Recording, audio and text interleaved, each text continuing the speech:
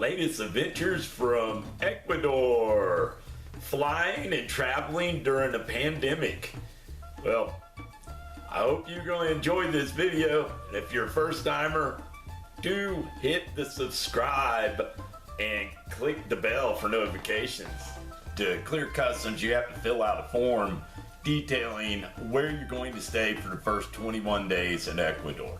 Make sure it's the correct PCR type test and that it's negative or not detected. Once you have this stamped, then you can take it with your passport through customs. Customs seemed much quicker than in the past.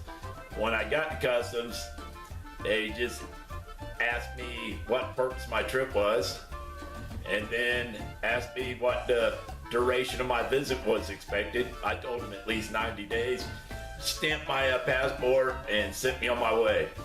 No need of proof for onward travel or anything else. That's pro tip there, depending on how you're traveling.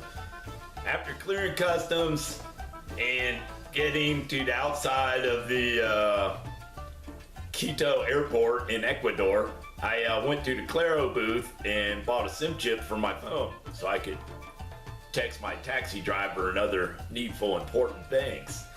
I went straight to Otavalo to avoid Quito, big city, during this pandemic.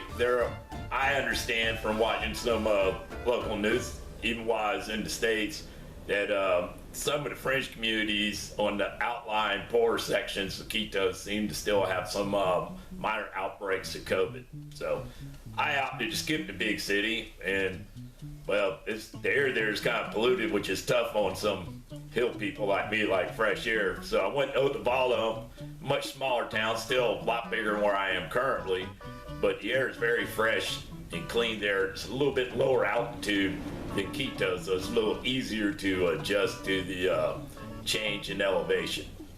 It's pretty easy, live pretty cheap. I got a favorite hostel I go to there, and it cost me $50 and a little bit of change for 4 nights. That's working out, you're talking about $13 a night. It's a nice room, includes a private bath, great hot water, I might add. Be careful, it's really hot if you're not careful. There's a shared kitchen at the hostel, the Flying Donkey, one of my favorite stays, and they have a nice roof terrace, which you might see in one of these B-roll videos probably playing right about now. Eating in Otavalo is pretty economical, as is in most of Ecuador. If you eat what the people eat and go to one of the restaurants, you can typically get your breakfast, desayuno, or lunch, almuerzo. You can get it for about $2.50. That includes a drink, maybe 2. Like usually breakfast, you'll get juice and coffee or tea. I usually go with tea lately.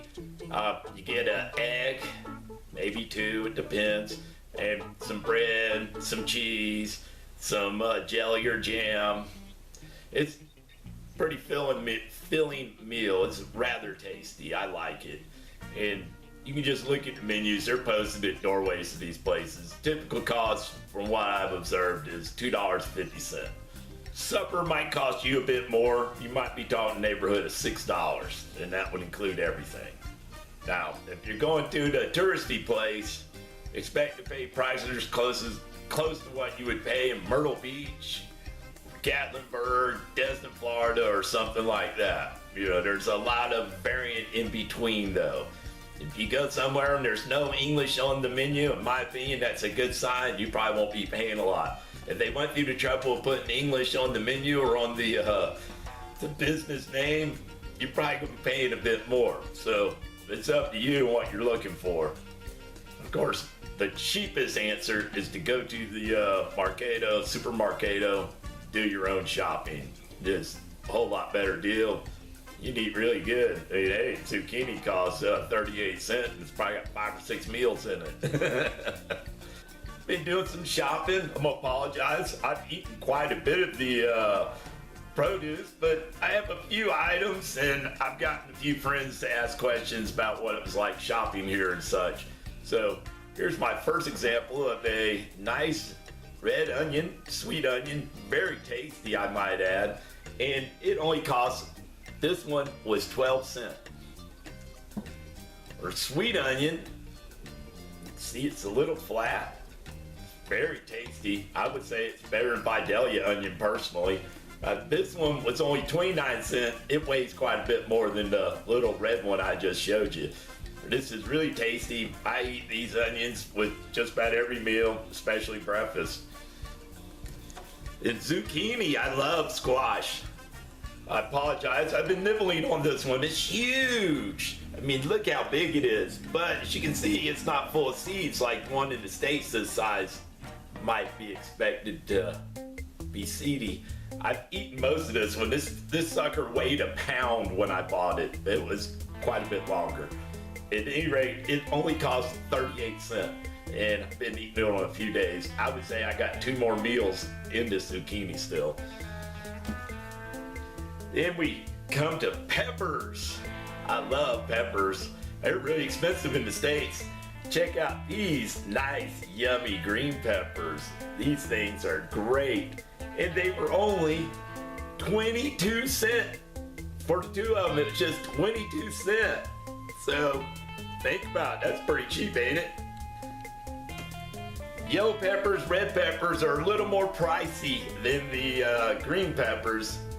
This yellow pepper, Amelia, well, whatever. At any rate, excuse my bad pronunciation this morning. This one was 33 cents. I also had a big red pepper, but I ate it, so I can't show that one to you. Maybe I'll take you along through a visit of the local super Mercado and Mercado Central, where you get most of your fresh veggies, where there's awesome produce. You can even get seafood if you're looking for something different. In the Mercado, not the super Mercado, I also went over to find some chilies. You can't get good chilies in the super Mercado. I don't know why, it's just the way it is. But you go over and get these. I got a dozen, maybe 20 of these, and a big old handful of garlic cloves for a total of 50 cents. Can't beat that. And of course, no trip to the grocery store for self-respecting river guide would go without checking out the local beer prices. And I like really good beer. They call it Artisanal here. It's like basically craft beer. This is a Roja. It's a red beer. It's pretty tasty. It's almost like a pale ale, but probably a little maltier and not quite as bitter. It's really tasty. I like it. And then the Negro. This is a really malty beer. And it's very tasty. These local artisanal beers in Ecuador. These are both are $1.75 each, so not bad. It's probably in the range of Asheville beer prices. And beer, I would say, is in the same quality range. Now, vino. Not everybody likes beer. Some of us like both. This Chilean wine, it's only $5.50 a bottle. There's quite a bit of choices, different kinds. I picked a couple of my favorites out. I got another brand that also was $5.50 that I've drank in the past and really liked. Pretty economical, pretty strong too. It takes a long time to go through one of those bottles with a little bit of dinner.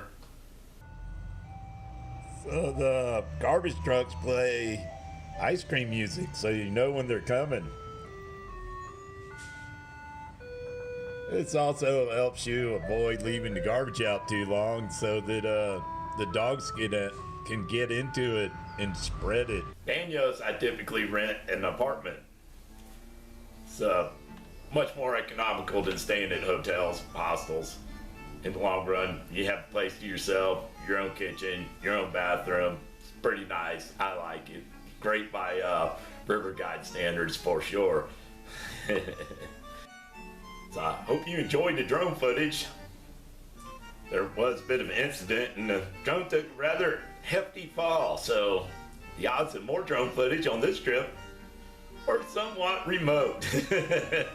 I haven't given up on recovery, but it looks looking pretty bleak. It took a pretty long fall, so I don't expect it to be usable, to be honest. So with that in mind, I'm going to try to recoup my losses and replace the drone. It's gonna be a little expensive. If you enjoy this channel, you might consider donating. I'll throw some info up on the captions when I'm done with this, and I will definitely put it down in the description below. So it'll be if you want to donate toward the cause of replacing the drone. I also have to buy a 4K camcorder soon too. Technology is moving forward, so any assistance would be greatly appreciated. Welcome to watch videos regardless. I hope you enjoyed this video. If you did, please subscribe and share it with your friends. Help the channel grow some. If you got questions about traveling in pandemic or how to travel on the cheap in Latin America, send them my way. I'll be happy to cover them in future videos. Next one's probably going to be a trip to the grocery store and the market.